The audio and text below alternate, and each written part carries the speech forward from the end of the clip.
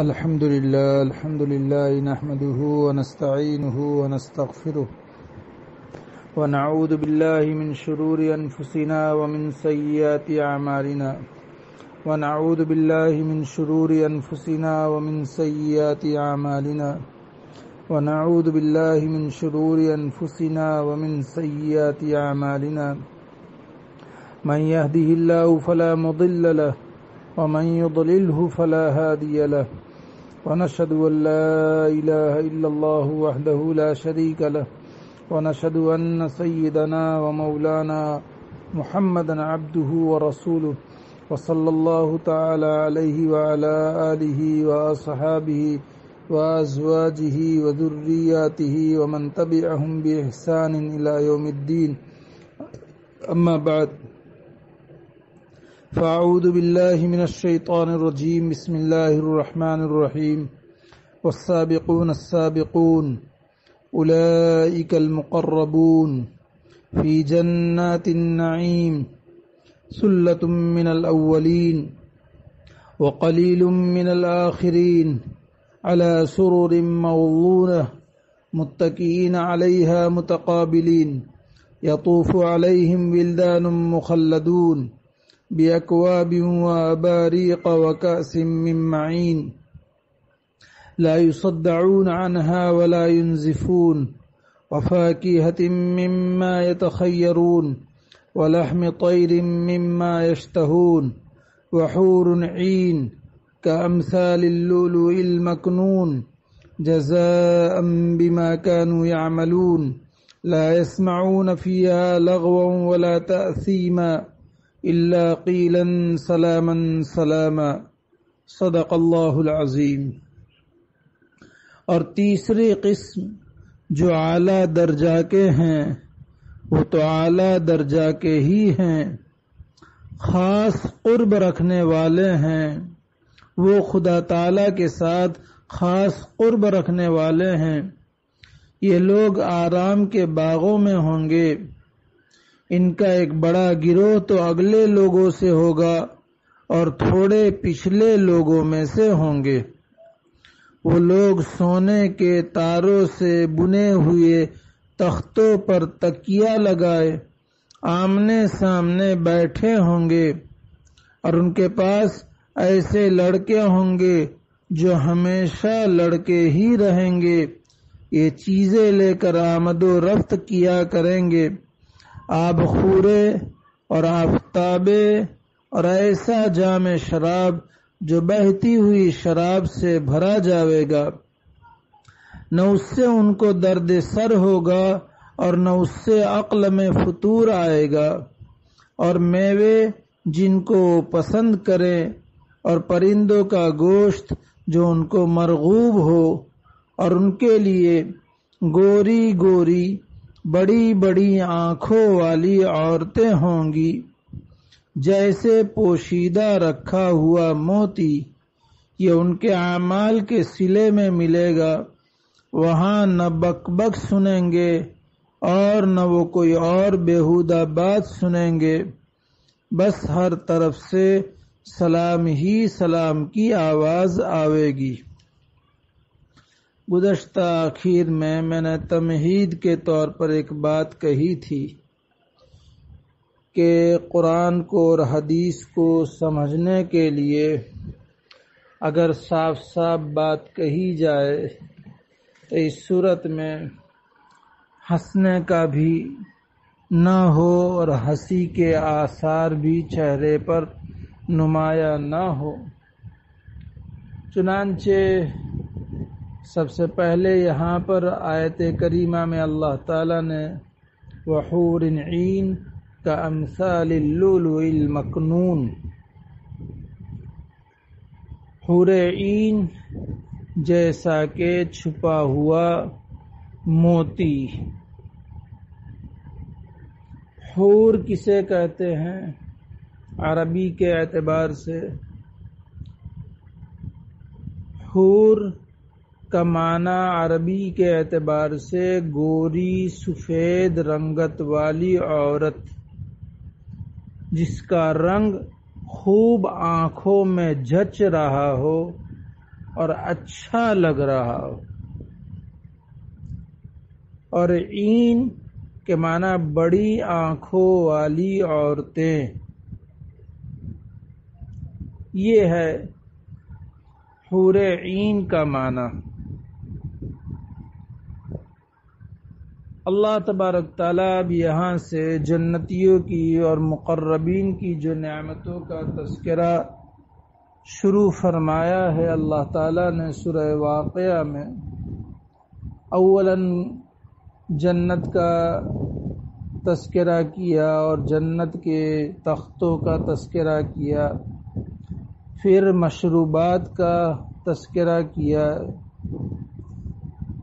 ان برتنوں کا تذکرہ کیا، پھر کھانے کی چیزوں کا تذکرہ کیا. چونکہ انسان کی طبیعت ہے، اللہ تعالی شانہ نے حضرت آدم علیہ السلام کو پیدا فرمایا، پھر ان کے جوڑے کے لیے حضرت حوا رحمت اللہ علیہا کو پیدا فرمایا، پھر دونوں سے نسل چلی اور دنیا میں زن و شوہر کا نظام چلتا رہا. چونکہ فطری طور پر انسانوں میں اس بات کی اشتہا رہتی ہے، خواہش ہوتی ہے، چاہت ہوتی ہے کہ انس کے لیے، الفت کے لیے، محبت اور مودت کے لیے بیویاں بھی ساتھ ہوں. اس لیے اللہ تعالیٰ کی طرف سے وہاں بھی اہل جنت کے جوڑے بنائے جائیں گے. دنیا والی عورتیں بھی ساتھ میں ہوں گی جنتیوں کے، اور نئی مخلوق جس کو اللہ تعالیٰ نے اپنے امر کن سے پیدا فرمایا ہے اور جنت ہی میں پیدا فرمایا ہے، وہ بھی ان کی زوجیت میں دی جائے گی. جیسا کہ سورہ دخان میں یہ مضمون ہے، سورہ طور میں مضمون ہے وَكَذَلِكَ وَزَوَّجْنَاهُمْ بِحُورٍ عِينٍ. اسی طرح سورہ طور میں وَزَوَّجْنَاهُمْ بِحُورٍ عِينٍ، تو یہ حور عین یہاں یہ تو لفظی ترجمہ ہوا. ابھی قرآن کریم میں اللہ تعالیٰ نے حور عین کے لیے جو کلمات اور جو الفاظ استعمال فرمائے ہیں ان کو اولاً دیکھ لیتے ہیں، پھر روایات اور اکابر صحابہ اور تابعین کی تفسیرات کے مطابق آگے انشاءاللہ بڑھیں گے.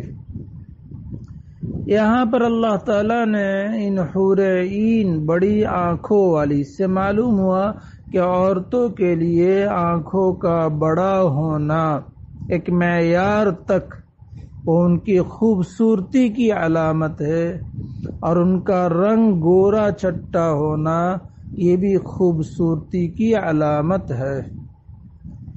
یہاں ذرا رک کر کے، چونکہ درس قرآن ہے، افہام و تفہیم، وعظ و نصیحت، آج کل کا نوجوان رنگت کے پیچھے پڑا رہا ہے، اپنے ماں باپ کی نہیں مانتا ہے، اپنے بڑوں کی اور سرپرستوں کی نہیں مانتا ہے، اور جہاں سفید چمڑی دیکھی اس کے پیچھے پاگل کی طرح مبہوت ہو کر کے چاہے اس کے پیچھے پڑ جاتا ہے، چاہے اس کے اندر دین ہو، اخلاق ہو، سیرت اور سیرت کے اعتبار سے عمدگی ہو یا نہ ہو، بس گوری چمڑی دیکھی کہ اس کے پیچھے پڑ جاتے ہیں. ہمارے استاذ تھے، اللہ ان کو جزائے خیر دے. اللہ تعالیٰ نے بچپن ہی سے اچھے اساتذہ عطا فرمائے ہیں جو ہر موڑ پر تعلیم کے ساتھ تربیت بھی بڑے نرالے انداز میں کیا کرتے تھے. اللہ ان سب کو جو بقید حیات ہیں ان کی عمروں میں خوب برکت نصیب فرمائے اور ان کا سایہ تا دیر ہم پر باقی رکھے، اور جو اللہ کے یہاں پہنچ چکے اللہ ان کو غریق رحمت کرے، جنت الفردوس نصیب فرمائے، اللہ تبارک تعالیٰ ان سے راضی ہو جائے اور قیامت تک کی نسلوں سے راضی ہونے کا فیصلہ فرمائے۔ تو میں راندیر پڑھتا تھا، وہاں ایک استاذ تھے، کاتب صاحب تھے، کاتب احمد بیا، احمد آباد ہی کے تھے۔ جب اس طرح کا تذکرہ آتا تھا تو کہتے تھے کہ گدھے بھی سفید ہوا کرتے ہیں۔ چھوٹا سا جملہ بول دیتے تھے لیکن عجیب انداز سے تربیت اس میں شامل تھی، اللہ جزائے خیر دے۔ تو ہر سفید چیز کے پیچھے پڑنا اور اپنے اولیاء اور سرپرستوں اور والدین کی نہ ماننا، یہ کوئی عقل مندی کا کام نہیں ہے۔ ہمیں اپنا مسئلہ اپنے والدین اور سرپرستوں کے حوالے کر دینا چاہیے، اس لیے کہ والدین اپنی اولاد کے لیے کبھی بھی برا چاہ ہی نہیں سکتے۔ تجربہ کار ہے، آزمودہ ہے، دنیا دیکھے ہوئے ہیں، اور جوانی کے جنون میں مبتلا ہے، نا تجربہ کاری ہے اور حالات سے ناواقف ہیں۔ خیر، یہ تو ضمناً بات آئی۔ یہاں اللہ تعالیٰ نے حور عین کا وصف بیان فرمایا، کامثال اللؤلؤ المکنون، لؤلؤ موتی، اور وہ بھی چھپا ہوا موتی۔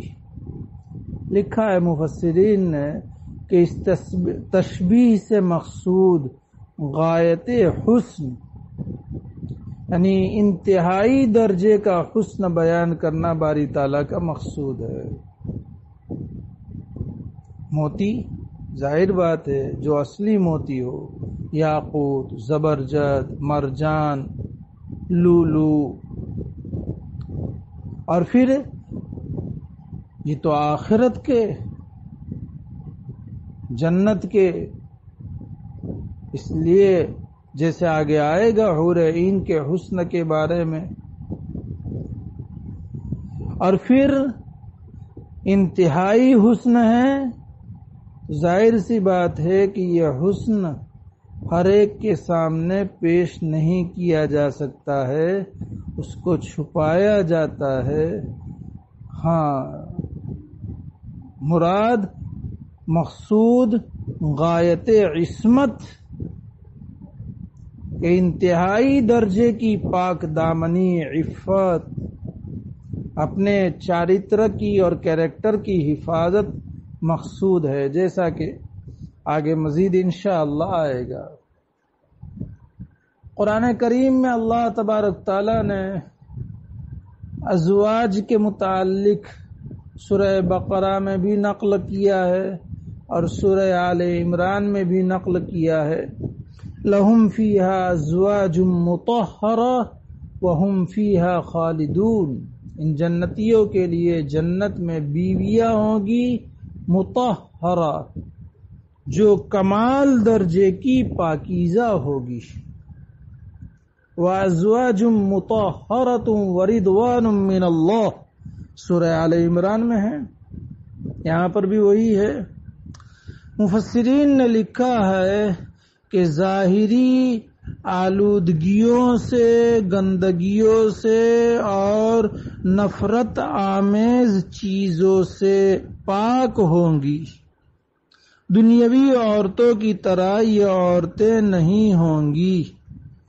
دنیا میں عجیب طرح کی چیزیں عورتوں کے ساتھ لگی ہوئی ہے، حیض ہے، نفاس ہے، پیشاب ہے، پاخانہ ہے، ناک کی ریزش ہے، دو چیزیں تو عورتوں کے ساتھ خاص ہے، باقی چیزیں عورتوں کے ساتھ خاص نہیں ہے، مردوں میں بھی ہے۔ ناک کی ریزش ہے، بلغم ہے، آنکھ کے چیپڑے ہیں، چیپڑ، یہ کچھ چیزیں ناپاک ہیں، کچھ چیزیں جو طبیعتوں میں نفرت پیدا کرنے والی ہیں۔ ان چیزوں سے کہ جو طبیعت میں گھناوٹ پیدا کرے، نفرت پیدا کرے، ان سے بھی انتہائی درجہ پاک صاف ہوگی۔ اور مفسرین نے لکھا ہے کہ باطنی اعتبار سے بھی یہ کمال درجے کی پاکیزہ ہوگی، اخلاقی اعتبار سے، عفت کے اعتبار سے، بغض اور کینہ اور کپٹ کے اعتبار سے پاکیزہ ہوگی، عفت کے اعتبار سے کمال درجے پر ہوگی، مطہرہ، ظاہری گندگیوں سے بھی پاکیزہ اور باطنی گندگیوں سے اور آلائش سے بھی کمال درجے کی پاکیزہ ہوگی۔ اسی طریقے سے اللہ تبارک تعالیٰ نے ان کے متعلق سورہ عما یتساءلون سورہ نبا میں نقل کیا ہے، ان للمتقین مفازا حدائق وعنابا وکواعب اترابا، یقیناً متقیوں کے لیے مفازا حدائق، جنت میں باغات ہوں گے، میدان ہوں گے، اور کواعب اتراب ہوں گی۔ کواعب اور اتراب یہ حور عین اور ازواج کی صفت ہے۔ کواعب کے معنی ہے کہ ابھری ہوئی پستان والی عورتیں ہوں گی۔ عورتوں کا عمر کے تناسب کے اعتبار سے اور جسم کے تناسب کے اعتبار سے ان کی چھاتی اور پستان کا ابھرا ہوا ہونا، گول ہونا اور لٹکا ہوا نہ ہونا یہ خوبصورتی کی علامت ہے۔ یہ سب کواعب میں داخل ہے۔ گول ہوں گے، ابھرے ہوئے ہوں گے اور لٹکے ہوئے نہ ہوں گے، یہ ہے کواعب کا معنی۔ عمر ہے لیکن اس عمر کے تناسب سے چھاتی ابھری ہوئی نہیں ہے، یہ بھی عیب ہے۔ عمر کے اعتبار سے بہت زیادہ ابھری ہوئی ہے، یہ بھی عیب ہے۔ لٹکا ہوا ہونا یہ بھی عیب ہے۔ یہ سب نہیں ہوں گے، جس سے ان کے حسن میں اور اضافہ ہوگا اور یہ قابل اشتہا ہوگی۔ یہ ہے کواعب وکواعب اترابا، ہم عمر ہوگی۔ جنتیوں کی عمروں کے اعتبار سے روایتوں میں صراحتاً ہے کہ 30 یا 33 سال کے جوان بنا کر کے ان کو جنت میں رکھا جائے گا، بڑھاپا نہیں ہوگا۔ اسی طریقے سے یہ عورتیں بھی اپنے مردوں اور جنت میں جو مرد ہوں گے ان کے ہم عمر ہوگی۔ ہم عمر ہونے کی وجہ سے آپس میں محبت، انس اور دوستی کا تعلق ہوگا۔ سوکنوں کا سا بغض اور نفرت نام کی کوئی چیز نہ ہوگی۔ ہم عمر ہونے کی وجہ سے طبیعتوں میں زیادہ مناسبت ہوتی ہے، توافق ہوتا ہے۔ چونکہ دونوں کی عمر برابر ہے تو دونوں کے مزاج میں، دونوں کے جذبات میں، ارادوں میں، خواہشات میں توافق ہوگا۔ ایک چھوٹا ہے اور ایک بڑا ہے تو اس صورت میں ظاہر سی بات ہے کہ توافق کی بہت کم امید ہے، مناسبت کی امید کم ہے۔ لہذا جب دونوں میں زیادہ مناسبت اور توافق ہوگا تو ایک دوسرے کی راحت و دلچسپی کا خیال زیادہ رکھا جا سکے گا۔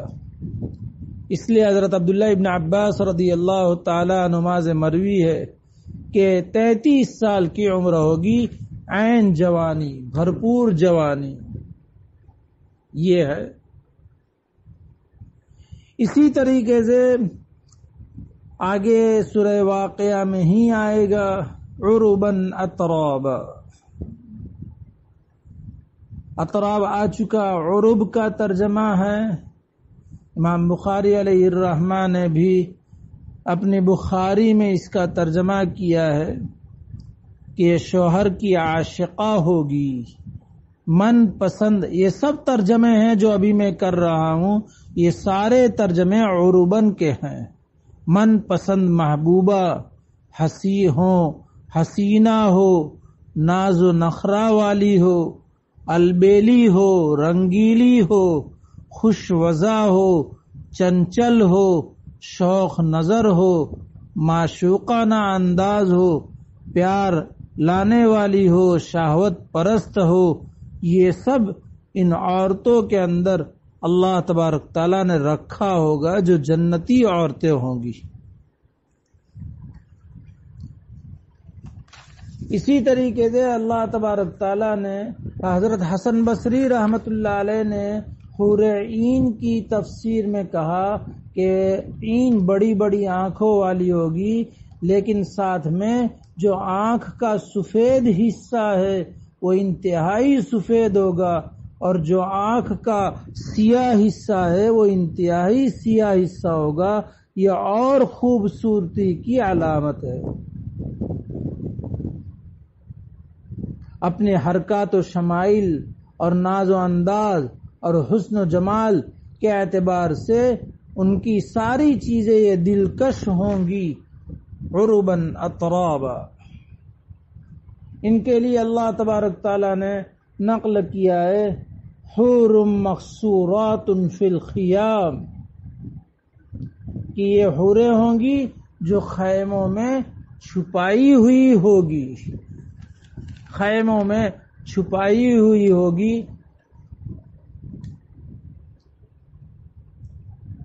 لکھا ہے مفسرین نے کہ وہ حوریں ہیں جو رکی رہنے والی ہیں خیموں میں. یہ نہیں کہ باہر نکلی ماری ماری پھرتی ہوں. آج کل عورت باہر نکلنے کو پسند کرتی ہے، اپنی عفت کو، اپنی عزت کو، اپنے ناموس کو، اپنے کیریکٹر کو پرایوں کے سامنے نخروں کے ساتھ پیش کرتی ہے، اور اسے تہذیب سمجھا جاتا ہے، اور پردے میں رہنے کو اسے معیوب سمجھا جانے لگتا ہے، اور تنگ ذہنی سمجھی جاتی ہے، پرانی ذہنیت سمجھی جاتی ہے. یہ جنتی عورتوں کا وصف ہے کہ جو باہر نہ نکلے. عورت کی عظمت اور اس کی خوبی و خوبصورتی ستر و حجاب اور اپنے گھر کی زینت بنے رہنے میں ہے. اس وجہ سے اہل جنت کے واسطے جو حور عین جنت میں ہوگی ان کی خاص صفت فی الخیام بیان فرمائی گئی ہے. آئندہ انشاءاللہ ذکر کروں گا کہ جنت میں بازار بھی ہوگا، لیکن عورتیں بازار میں نہیں جائے گی. جنت کے بازار میں بھی عورتیں نہیں جائے گی. روایت کے حوالے سے انشاءاللہ میں بیان کروں گا. یہ ہے. اسی طرح قرآن میں اللہ تبارک تعالیٰ نے نقل کیا وَعِندَهُمْ قَاصِرَاتُ الطَّرْفِ عِین، وہ اپنی آنکھوں کو نیچے رکھی ہوگی، اپنے شوہروں کے علاوہ کسی کو ذرا سی نظر بھی اٹھا کر نہیں دیکھے گی. دنیا میں تو شوہر کے ہوتے ہوئے دوسروں کے حسن کے اوپر فریفتہ ہو کر کے دوسروں کے ساتھ، اب کیا میں الفاظ بولوں، سب واقف ہیں. یہ جنتی عورتوں کی صفات میں سے نہیں ہے.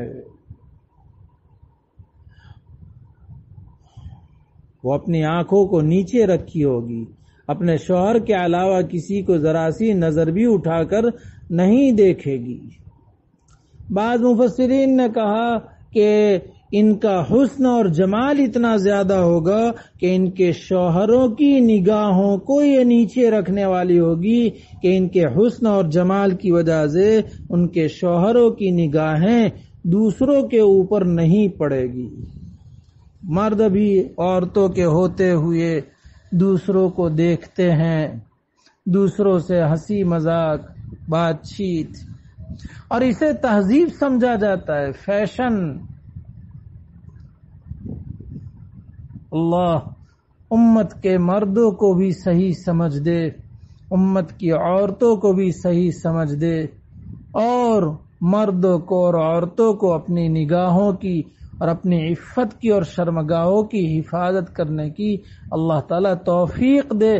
قرآن کریم میں اللہ تعالیٰ نے اس مسئلے کو بڑے اہتمام کے ساتھ بیان فرمایا ہے، اور مردوں کو بھی الگ سے حکم دیا ہے اور عورتوں کو بھی الگ سے حکم دیا ہے، ورنہ قرآن کا دستور ہے عورتوں کے لیے ان کے چند مخصوص مسائل کے علاوہ ان کے احکام الگ بیان نہیں کیے گئے، مردوں ہی کے ساتھ ان کو رکھا گیا۔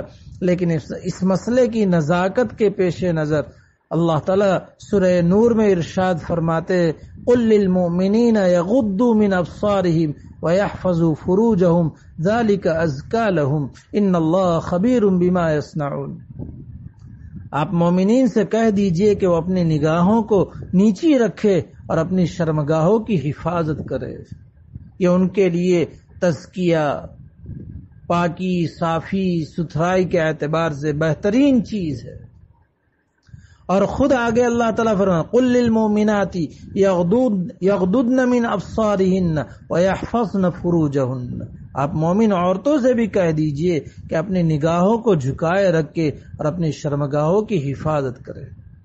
مزید انشاءاللہ آئندہ چلیں گے۔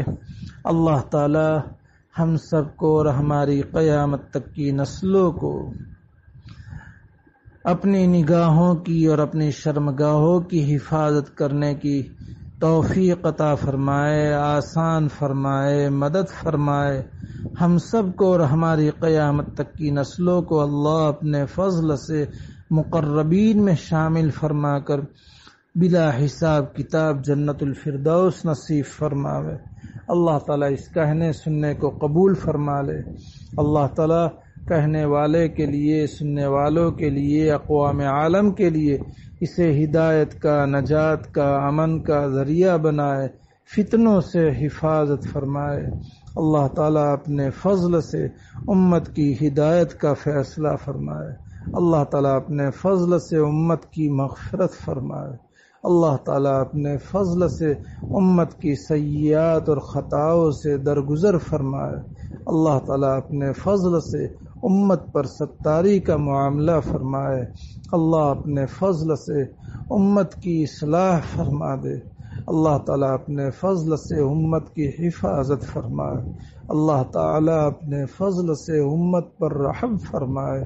اللہ تعالیٰ اپنے فضل سے امت کے حق میں تدبیر فرمائے۔ دشمنوں کی تدبیروں کو، مکروں کو، عزائم کو، منصوبوں کو، ان کے پلانوں کو، خفیہ سازشوں کو اللہ تعالیٰ اور ان کے بنائے ہوئے قانونوں کو اللہ اپنی قدرت سے ختم فرما دے اور دشمنوں کو مغلوب فرما دے۔ اللہ تبارک تعالیٰ اپنے فضل سے امت کی مدد فرمائے۔ اللہ تعالیٰ ہم سب کی اور ہم سب کی قیامت تک کی نسلوں کی تمام دعاؤں کو اپنے فضل سے قبول فرما دے۔ آمین یا رب العالمین بحرمت سید المرسلین صلی اللہ علیہ وسلم۔ وآخر دعوانا ان الحمد للہ رب العالمین۔ سبحان ربک رب العزت عما یصفون وسلام علی المرسلین والحمد للہ رب العالمین برحمتک یا ارحم الراحمین۔